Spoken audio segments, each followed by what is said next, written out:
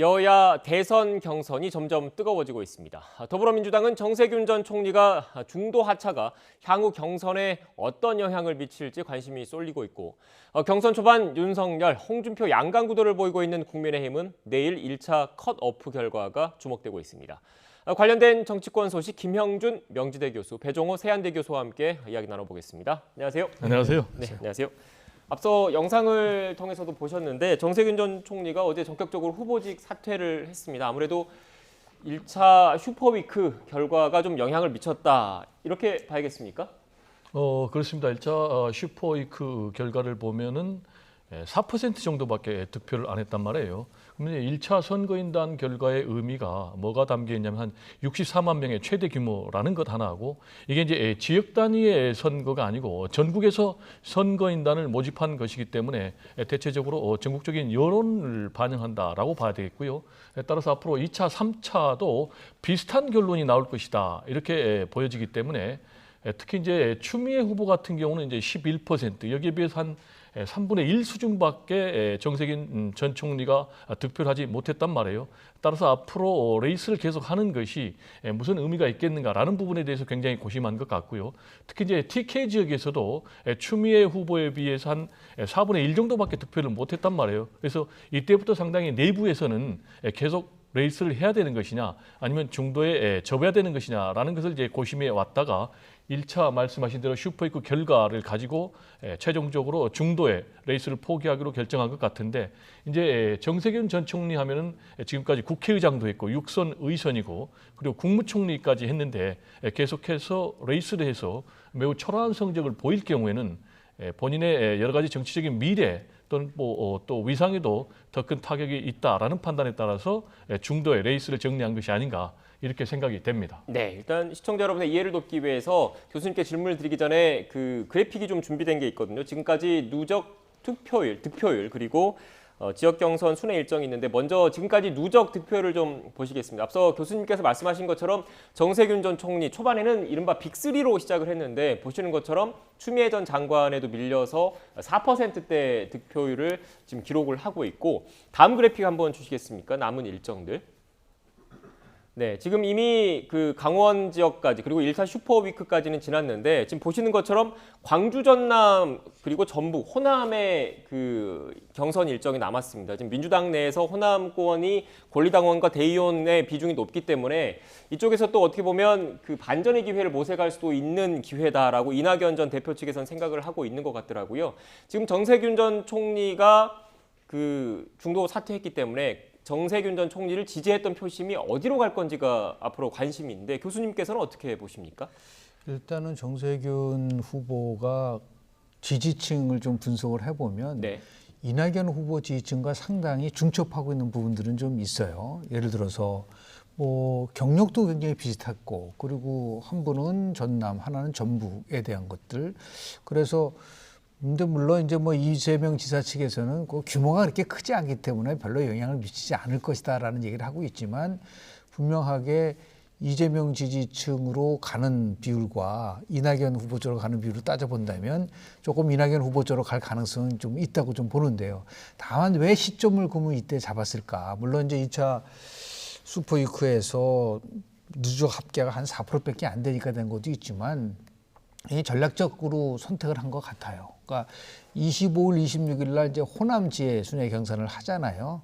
그런데 이 경선 시작하기 전에도 많은 사람들이 이낙연하고 정세균 후보하고 단일화를 할 거냐 안 할 거냐가 굉장히 논란의 초점이 됐거든요. 그 말은 뭐냐면 호남에서의 어떤 한 후보로 집중해서 경쟁력을 강화시킬 수 있느냐는 것에 맞춰져 있다고 한다면 결국은 사퇴를 통해서 본인은 누굴 지지한다는 얘기를 하지는 않았지만 후보 단일화 효과를 줄 수 있는 시점이라고 판단을 한 것 같아요. 근데 그게 실제로 어떻게 반영될 건지는 더 두고 봐야 되겠지만은 여하튼 25, 26일 날 호남에서의 순회 경선에서의 어떠한 결과가 나오냐에 따라서 결국은 정세균 효과가 있느냐 없느냐를 판단할 수 있는 잣대가 되지 않을까라는 생각을 좀 합니다. 네, 교수님 말씀 들어보면 정세균 전 총리가 어제 사퇴를 하면서도 말씀하신 대로 특정 후보를 지지한다는 말을 하지 않았습니다. 네. 하지만 자연스럽게 많이 좀 겹치는 측면이 있기 때문에 이낙연 전 대표 측에 좀 더 도움이 되지 않을까라는 이런 분석이신 것 같은데 지금 1차 슈퍼위크까지 거치고 나서 뭐 물론 이재명 지사가 계속 과반을 확보를 했지만 이낙연 전 대표 측도 30%대를 지금 올라섰습니다. 그래서 호남 경선에서 그렇습니다. 지금 뭐 선전을 한다면 충분히 반전, 결선 투표까지 갈 수도 있다 이런 분석도 나오고 있더라고요. 어떻게 보십니까? 이번 정세균 전 총리와 엮어서. 지금 이제 전체적인 흐름을 보면은요, 51%를 이재명 지사가 득표를 했기 때문에, 그리고 1차, 2차, 3차, 4차 시민선거인단까지 5차 모두 5연승을 했지 않습니까? 다 50% 이상 과반 득표를 했단 말이에요. 그래서 대세론이 잡혔다라는 부분은 부인하기 좀 어려울 것 같아요. 다만 이제 앵커께서 말씀하신 대로 그러면은 추락세가 더 심화돼야 될 텐데, 이낙연 전 대표 같은 경우에 한 3%포인트 소폭 반등을 해서 일단 추락세의 쐐기를 박았고, 그렇다면 이런 여세를 몰아서 앞으로 계속해서 추격전을 펼치면서 결선 투표를 저지한다면은 최종적으로 결선 투표까지 간다면은 결선 투표에서 역전을 할 수 있지 않겠는가, 이런 이제 전망을 하고 있는데, 제가 볼 때는 일단 지금으로 보면은 결선 투표까지 갈지 안 갈지는 굉장히 50대 50일 가능성이 높아요. 왜냐하면은 지금 이제 이재명 지사 같은 경우 51% 득표를 했기 때문에, 만약 여기서 소폭만 더 빠진다면은 결선 투표를 가야 되는 이제 그런 상황이란 말이에요. 그래서 이제 앞으로 굉장히 중요한 지역이 결국 이제 호남 지역의 표심이 어떤 선택을 할 것인가라는 부분 하나 하고, 두 번째 표심은 수도권 표심이란 말이에요. 근데 이제 수도권 표심 같은 경우는 알겠지만은 이재명 지사의 근거지가 이제 경기도니까 경기도 인천에서는 굉장히 강세를 보이고 있거든요. 따라서 수도권에서는 지금의 추세가 그대로 갈 것으로 보여지고요. 그렇다면 이제 남은 호남에서 어떤 결과가 나올 것인가가 굉장히 중요한데, 일단 정세균 전 대표가 중도에 사퇴함으로 인해서 이 영향이 얼마나 미칠 것인가가 일단 1차 변수걸 같고요. 제가 볼 때 이제 정세균 전 대표가 특정 후보를 지지를 했다면은 상당한 변수가 되겠지만은, 일단 본인이 특정 후보를 지지하지 않았기 때문에 결국 뭐 대세로 간다라든지, 또는 뭐 같은 호남이니까 이낙연 전 대표 쪽으로 간다라든지, 그런 이제 두 가지 경우가 있을 텐데, 그러면은 이제 전체 한 4% 정도의 득표를 보였으니까 플러스 마이너스 하면은 결국 전체적인 대세는 영향이 없을 것이다, 이렇게 보여지고요. 지금 이제 호남 같은 경우는 지금 여론조사를 보면은 대체적으로 한 40대 30으로 이재명 지사가 한 10%포인트 정도 이기는 그런 상황이거든요. 따라서 호남에서 이낙연 전 대표가 역전시키지는 좀 못할 것이다. 그러나 어느 정도 이 격차를 좀 줄일 수는 있을 것이다. 그러나 또 반면에 만약에 이재명 지사가 호남에서도 과반 이상의 득표를 하게 되면은 전체적인 대세론이 급속도로 확산이 되면서 민주당의 레이스가 사실상 종료되는 결과를 예고하는 것 아닌가, 이렇게 생각이 돼서 일단 추석 연휴 이후에 치러지는 이제 호남 경선, 그럼 이제 밥상머리 민심이 굉장히 중요할 것 같아요. 전국에서 이제 모이니까. 그렇다면은 결과적으로 지금의 어떤 전체적인 여론조사 그리고 시민선거인단의 흐름이 그대로 이어지지 않을까, 저는 이렇게 전망이 됩니다. 네, 지금 앞서 교수님께서 시점에 대해서 말씀하셨는데, 또 교수님께서도 추석 연휴를 말씀하셨습니다. 그동안 지금 추석 연휴가 얼마 남지 않았는데 수도권에 계신 호남 분들이 또 호남 지역으로 내려가서 이런저런 정치 얘기를 하다 보면 또 그게 표심에 반영되는 측면도 분명히 있는 거지 않습니까? 그렇습니다. 그런데 호남 같은 경우에는 전통적으로 전략적 선택이라고 하죠. 본선에서 이길 가능성이 있는 사람을 좀 밀어주는 경향도 좀 있었는데, 이런 전반적인 요소들이 이번 추석 연휴 기간에 좀 작동을 하겠습니까? 뭐 가장 큰 거는 본선 경쟁력이 누가 가장 있느냐에 따라서 결정되는 부분들이 많기 때문에요. 네. 그래서 그 전략적 선택이라는 거는 비록 우리 지역 출신이 아니지만 그래도 본선에 나가서 누가 가장 경쟁력이 있느냐를 가지고 이제 판단을 한다. 그래서 지금 이재명 지사가 각종 여론조사에서 보더라도 호남에서 수위를 나타나는 부분이라고 좀 보는데요. 다만 이제 정세균 후보가 그러한 전략적 선택을 했다는 이유는 뭐냐면, 이제 추석 민심을 통해서 다시 한번 검증을 받아보라는 뜻을 이제 이낙연 후보 쪽에다 던진 거라고 보는데, 본인은 직접 후보를 누굴 결정할 것이건 안 했지만 관심 포인트는 정세균 후보를 지지하는 의원들이 실은 당내에 굉장히 많았었어요. 근데 이분들이 어디로 갈 거냐에 따라서 간접적으로 우리가 이제 평가를 받아볼 수 있는 것은 아닌가라는 생각이 좀 들고요.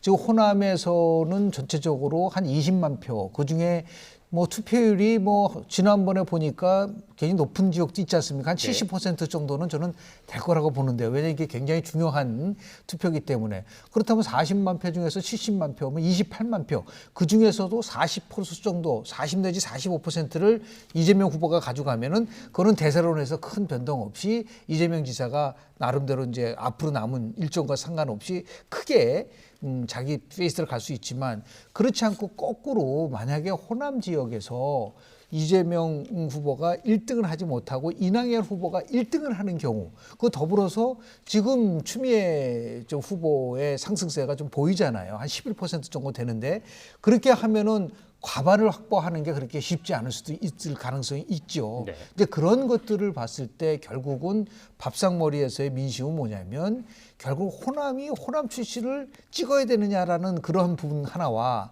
결국 호남 대통령을 한번 만들어야 되지 않느냐 97년도 이후에 그러한 민심과 더불어서 그래도 가장 경쟁력 있는 후보를 찍어야 되지 않냐는 이 두 가지가 아마 치열하게 충돌되지 않을까라는 생각이 좀 들고요. 마지막 결심은 이제 결국은 가장 정치적 학습 능력을 가장 많이 받은 호남의 결심이 어떻게 나올지 아마 우리가 좀 관심 있게 봐야 될 거라고 좀 봅니다. 네. 추석 연휴 기간 호남의 민심이 어떻게 바뀔지도 좀 지켜봐야 할 것 네네. 같고 지금 이낙연 전 대표 같은 경우에는 의원직 사퇴라는 그 초강수까지 들면서 어떻게 보면 배수의 진을 친 거지 않습니까? 어제 윤희숙 의원의 그 사직안은 국회 본회의에서 처리가 됐는데 이낙연 전 대표 측은 민주당에서 계속 좀 지도부에서 만류를 하고 있는 것 같더라고요. 이유가 뭐라고 보십니까? 아무래도 이제 민주당 지도부에서는 부담이 될 수밖에 없죠. 왜냐하면은 사직안을 처리를 하게 될 경우에는 결국 이제 대선과 같이 종로를 보궐선거를 해야 되는 것 아니겠습니까? 근데 이제 종로 1번지 하면 아시겠지만 대한민국의 정치 1번지란 말이에요. 따라서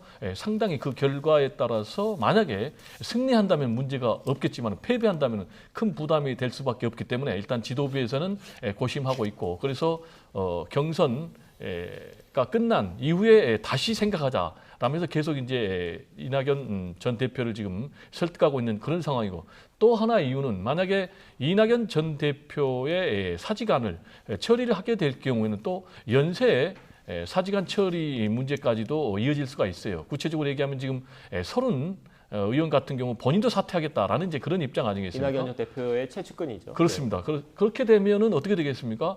경선 후유증이 있는 거죠. 아무래도 이제 51대 49의 1대1 대결 구도의 싸움에서는 원팀 기조, 원팀 정신으로 하나가 돼야만이 대선에 승리할 수 있을 텐데 그렇게 될 경우는 이제 경선 후유증이 남기 때문에 지도부에서는 고심하고 있고 그러나 이제 앵커께서 말씀하신 대로 윤희숙 전 의원이 됐죠. 윤희숙 의원의 경우는 이제 사직안을 처리했기 때문에 과연 이 문제를 처리하지 않을 수 있겠는가라는 부분과 관련해서 시기의 문제지 결국은 이낙연 전 대표의 사직안도 처리를 할 것으로 전망이 됩니다. 네. 일단 뭐 이 문제도 좀 추후 논의가 좀 있을 것 같아서 야당 상황도 좀 알아보겠습니다. 국민의힘 같은 경우에도 1차 컷오프 절차에 지금 들어간 거죠? 그렇습니다. 결국 뭐 국민 80% 그리고 당원 20%로 1차 선거 1차 컷오프를 좀 처음에는 규정을 바꿨어요. 처음에는 100% 여론조사를 하고 있다가 네. 역선택의 문제가 부각이 되다 보니까 국민들 80% 그러니까 여론조사 80% 그리고 당원 20%로 바꿨는데요. 지금 11명이 지금 레이스를 벌이고 있지 않습니까? 그러니까 8명으로 이제 압축되는 과정이기 때문에 아마 그 핵심 관전 포인트는 저는 장성민 후보가 과연 8명 안에 들어갈 수 있을 거냐 없을 건가가 굉장히 중요한 뭐 DJ 적자라고 하고 있는데 근데 실은 여론조사로 봐서는 이렇게 높게 나오고 있지는 않기 때문에 만약에 참여를 하게 되면은 뭐 8명이 한 달 동안은 2차 컷오프 때까지는 상당히 나름대로 뭐 경선 그 과정 속에서 토론도 하고 자기 의견을 얘기할 수 있는 부분들 그게 이제 제가 볼 때는 가장 큰 관전 포인트가 아닌가 생각이 좀 들고요. 더 중요한 거는 이제 결국은 8명으로 압축되고 4명으로 압축되는 과정이 최고로 아마 핵심적인 포인트가 되지 않을까라는 생각이 좀 들고요. 여하튼 뭐 순차적으로 야당은 지금 시작하는 단계고 여당은 한 3분의 1 정도는 지금 이제 지난 단계이기 때문에 이것이 이제 어떻게 흐름으로 나타날 거냐. 특히 만약에 호남에서도 이재명 지사가 굳히기가 가져가면은 아마 많은 관심은 이제 여당 쪽 경선보다는 야당 쪽 경선으로 이제 넘어올 가능성이 크고 특히 윤석열이 일강 체제가 아니라 윤석열, 홍준표 양강 체제로 지금 가고 있기 때문에 경선 흥행의 관심 쪽에서 봤을 때 서서히 지금 이제 국민의힘 쪽으로 움직일 수 있는 개연성은 충분히 있지 않을까라는 생각을 좀 하게 됩니다. 네. 지금 교수님께서 국민의힘 경선 말씀을 해주시면서 윤석열 1강 체제에서 어떻게 보면 조금 2강 체제로 요즘 바뀌어가는 모습을 네네. 보이고 있잖아요. 그 연장선이라고 봐도 될까요? 김종인 전 비대위원장이 윤석열 전 검찰총장에 대해서 이렇게 이야기를 했다고 합니다. 먼저 듣고 오겠습니다. 그 사람이 참 정치를 처음 해보는 거기 때문에 쉽게 정당에만 들어가면 뭐가 더 잘 될 줄 알고 했는지 모르지만 아마 최근에 와서는 본인 스스로도 그 결정에 대해서 상당히 후회를 하지 않을까 하는 이렇게 생각을 해요. 아마 거기에 파리떼가 잔뜩 모였을 거란 말이야. 어? 그 파리떼를 제대로 정리를 못하면은 소기의 목적 달성하기가 힘들 거라고 그랬는데 결국은 그 파리떼에 둘러싸여가지고 지난 한 5개월 동안을 갖다가 거기서 지금 헤매온 것이 지금 윤석열 총장의 오늘날 현주소가 아닌가 이렇게 봐요. 네, 김종인 전 위원장의 녹취를 들었는데 최근 상황을 나름대로 해석을 한 것 같습니다. 지지율 정체 현상을 보이고 있는 윤석열 전 총장, 상대적으로 홍준표 의원이 지금 부각되고 있는 상황에다가 여러 그 관련 의혹들로 좀 공세가 이어지고 있는 거지 않습니까? 그걸 좀 반영했다 이렇게 봐도 되는 거죠? 그렇습니다. 지금 말씀하신 대로 윤석열 전 총장은 지금 위기 상황이에요. 당장 검찰 고발 사주 의혹과 관련해서 공수처에서 정식으로 피의자로 입건해서 수사를 하고 있지 않습니까? 그리고 또 지지율이 굉장히 하락하는 그런 상황. 그러다 보니까 세 번째로는 지금 홍준표 후보에게 역전당하는 이제 그런 상황까지 왔단 말이에요. 그래서 지금 김종인 전 비대위원장의 이런 지적이 더 설득력이 있고 더 따끔하게 전달이 되는 그런 것 아니겠습니까? 김종인 전 비대위원장 하면은 이제 대한민국의 탁월한 특히 이제 대선 같은 큰 선거의 전략 기획가다 이런 평가를 받고 있는데 시종일관 김종인 전 비대위원장이 주장하는 것은 윤석열 전 총장은 국민의힘에 들어가면 안 된다. 그리고 윤석열 독자적인 깃발을 들어야 된다라고 조언했음에도 불구하고 결국 여러 가지 개인의 의혹 또는 이제 장모의 의혹 그리고 아내의 의혹 등이 공격이 계속되면서 본인이 이제 국민의힘에 들어갔지 않습니까? 그 결과 여러 경선 주자들 중에 한 명으로 결국은 전락하고 그리고 지지율까지 하락하면서 더더욱 그런 상황. 그래서 1강 독주 체제에서 지금 양강 독주 체제로 바뀌었고 더구나 이제 홍준표 전 대표에게 역전당하는 이제 이런 상황까지 됐기 때문에 지금 이제 구체적으로 조언한 것은 캠프를 좀 정비를 해야 된다. 15년 전부터 설치던 구태 인물들이 너무 캠프에 많이 있다. 이렇게 조언을 하고 있지만은 지금 상황에서 초기의 동력이 굉장히 충만한 그런 상황과 비교하면은 지금 윤석열 전 총장의 1강 체제가 무너진 상황에서 캠프를 정비할 수 있을지라는 그런 의문 그리고 구체적으로 새로운 인물을 좀 영입할 수 있을지라는 그런 의문이 들고요. 역시 이제 초기에 확실하게 새로운 정치 신으로서 새로운 시대 정신을 반영할 수 있는 그런 인물로 포진시키지 못한 것이 오늘의 위기 상황이 아닌가. 특히 이제 그 중에서 한 명을 얘기한다면은 김종인 전 비대위원장처럼 전체 선거판, 대선판을 볼 수 있는 전략기획가의 부재가 이런 지금 오늘의 현실을 만든 것 아닌가. 저는 개인적으로 분석을 해봅니다. 네. 교수님 그런데 여기 이 자리에 윤석열 전 총장 측 관계자가 없어서 그쪽 입장을 좀 반영을 하면 앞서 홍준표 의원에게 역전당했다라는 부분은 보수 후보 적합도만 놓고 봤을 때 역전당했다의 그렇습니다. 의미이고 여권 후보까지 포함했을 때는 아직은 전반적인 여론조사 결과를 봤을 때 그 역전까지는 아닌 것 같은 게 경향성이 나타나고 있는데 그 부분을 확실하게 말씀하신 거예요. 잘 정리하셨습니다. 네, 알겠습니다. 일단 이렇게 좀 정리를 하고요.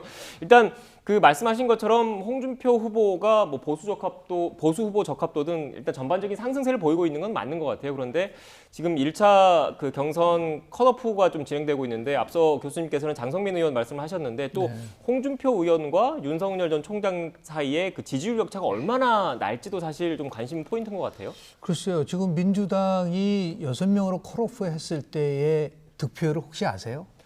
글쎄요. 한번 확인해봐야 전혀 공개되지 네. 않았어요. 이거는 아마도 당에서 전략적으로 그렇게 할 가능성이 굉장히 큽니다. 공식적으로 제가 발표할 것 같지는 않아요. 왜냐하면 컷오프 됐기 때문에 8명이 누구냐만 얘기하지 8명에 대해서 득표율이 얼마냐. 그거는 굉장히 전략적으로 보면은 이제 그 발표하는 거는 별로 이렇게 이득이 별로 없기 때문에 다만 들리는 소문에 의하면 이렇게 나올 가능성이 큰데요. 지금 분명한 거는 홍준표 후보가 빠르게 치고 올라가고 있는 거는 맞아요. 그래서 어떤 조사 결과를 보면은 범야권 적합도 조사에서도 여전히 윤석열 후보가 1인 경우가 있고 어떤 여론조사에서는 조금 홍준표가 후보가 앞서는 것도 있기 때문에 결국은 뭐냐 추세를 본다면 빠르게 올라가고 있다는 부분인데 두 가지 면에서 나름대로 흥미를 끌고 있다고 저는 봐요. 첫 번째는 오히려 경선 흥행의 측면에서 봤을 때는 국민의힘은 나쁘지 않다. 그러니까 한 사람이 독주하는 것보다는 양강으로 가져가게 된다든지 아니면 다른 후보가 치고 올라가게 되면은 훨씬 더 많은 사람 누가 될까라고 하는 그 부분이 이제 관심이고 두 번째는 뭐냐면 두 사람의 지지 계층이 완전히 달라요.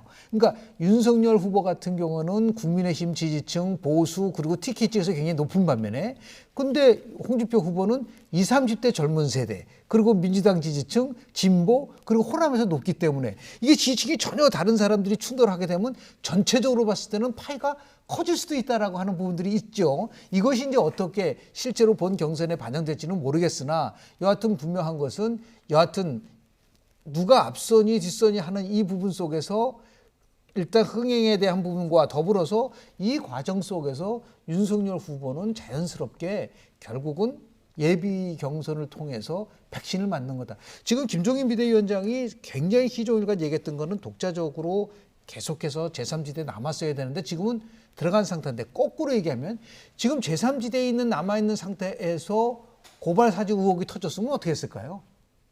오히려 당이라고 하는 보호막 속에서 지금 여하튼 간에 적극적으로는 지지는 못한다 하더라도 일정한 보호막을 만들어줄 수 있는 부분들은 있기 때문에 결국은 선택의 문제이고 이것을 잘 극복을 해서 결국은 경선에서 어떻게 자식의 길을 잘 끌고 가느냐가 관건이기 때문에 이제는 뭐 왜 빨리 들어갔느냐 안 들어가느냐 문제가 아니라 이 경선에서 유력한 경쟁 상대와 더불어서 국민을 어떻게 설득할 것이냐는 과제를 윤 총장은 갖고 있는 게 아닌가 생각을 좀 하게 됩니다. 네. 지금 교수님께서 고발 사주 의혹을 말씀하셔서 자연스럽게 주제를 좀 넘겨보겠습니다. 네네. 지금 고발 사주 의혹이 지금 박지원 국정원장 연루 의혹으로까지 좀 번지면서 지금 전국이 좀 뜨거워지고 있는 상황입니다. 어떻게 보십니까?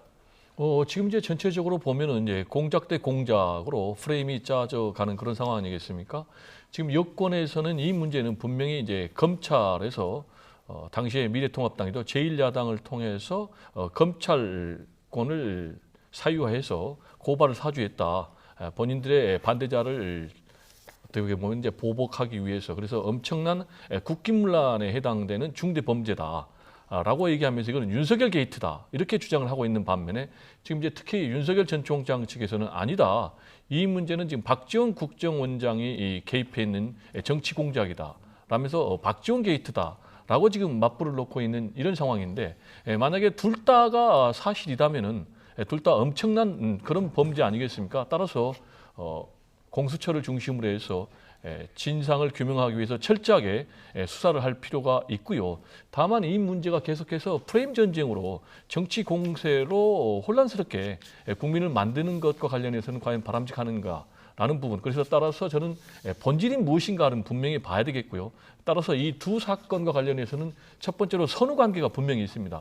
첫째, 검찰이 고발을 사주한 그런 구체적인 제보자 그리고 보도 그리고 또 증거물이 다 드러났단 말이에요. 특히 지금 상황에서는 윤석열 전 총장의 핵심 측근, 최측근이라고 할 수 있는 손준성 당시 수사정보 정책관 같은 경우에 거의 연루된 것이 사실상 지금 인정이 되는 그런 상황이고 또 더구나 당시에 이걸 고발장을 받지 않았다라고 얘기했던 이제 정점식 법률지원단장 같은 경우도 받아서 지금 고발장을 전달해서 그게 결국 이제 고발로 된 거 아니겠습니까?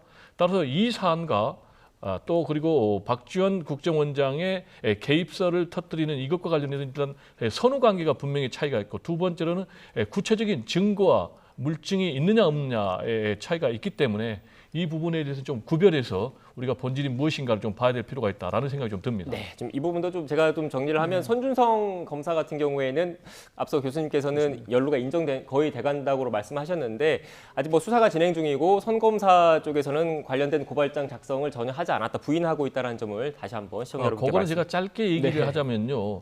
일단 김웅 의원 같은 경우 손준성 검사의 연루 가능성을 전혀 부인하지 않고 있어요. 그리고 두 번째로는 본인이 이제 텔레그램 메신저로 보냈지 않습니까? 근데 보면은 본인이 받았던 거, 그러니까 메시지를 받았던 거 보면 이제 손준성 보냄이라고 돼 있어요. 조성은 씨의. 그런데 그 계정과 본인 개인의 계정에 그 프로필 사진이 똑같다는 거예요. 그리고 세 번째로 그게 이제 폭로되니까 지금 손준성 검사가 또 그 방을 또 계정을 폐쇄를 했단 말이에요. 이런 것들을 가지고 제가 사실상 지금 인정이 되는 정황이다라고 얘기를 한 것입니다. 네, 그럼 제가 이 부분을 좀 다시 정리를 하면 이렇게 여러 정황이 나와서 뭐 의심의 눈초리가 좀 더 커지고 있지만 본인은 그 강력하게 부인을 하고 있고 현재 수사가 진행 중이기 때문에 수사 결과를 좀 더 지켜봐야 된다 정도로 정리를 하면 되겠습니까? 좋습니다. 네, 알겠습니다. 지금 이렇게 그 고발 사주 의혹과 관련해서 박지원 국정원장 연루 의혹이 또 불거졌는데 박지원 원장은 여기에 대해서 또 강하게 부인하고 있다는 점을 다시 한번 말씀을 드리고 그런데 윤 전 총장 측에서 그 제보자 조성은 씨와 박지원 원장이 만났을 때 누군지 모를 한 명이 있었다라는 취지로 고발장을 작성을 했습니다. 관련해서 이준석 대표의 발언이 있었는데 아침 인터뷰 내용 듣고 오겠습니다. 그 얘기가 이제 언론에 이제 나오고 난 뒤에 많은 추측들이 있습니다. 예. 예를 들어서 뭐 다른 캠프 사람이다부터 해서 언론인이다 뭐 여러 가지 이제 추측들이 있는데 저는 뭐 그런 부분에 대해서야 오히려 되게 조심해야 된다. 사실 박지원 원장이 본인이 만난 사실은 바로 인정하지 않았습니까? 네. 동석자가 있다는 부분에 대해서는 또 제보자는 또 완강히 부인하고 있는 상황이고요. 그때 이런 확인되지 않은 사실들에 대해 가지고는 조심해야 될 필요가 있는데 뭐 윤석열 캠프 측에서 어떤 확신을 가졌기 때문에 또 그렇게 한 것이 아닐까 하는 생각은 합니다.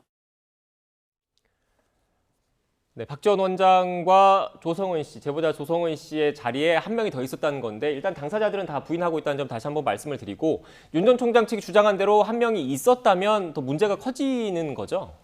일단 두 사람이 처음에는 두 사람만 만났다고 얘기를 했는데 새로운 사람이 등장을 하게 되면은 두 사람 말의 신뢰성이 무너지기 때문에 내용이 어쨌든 간에 네. 그렇지 않습니까?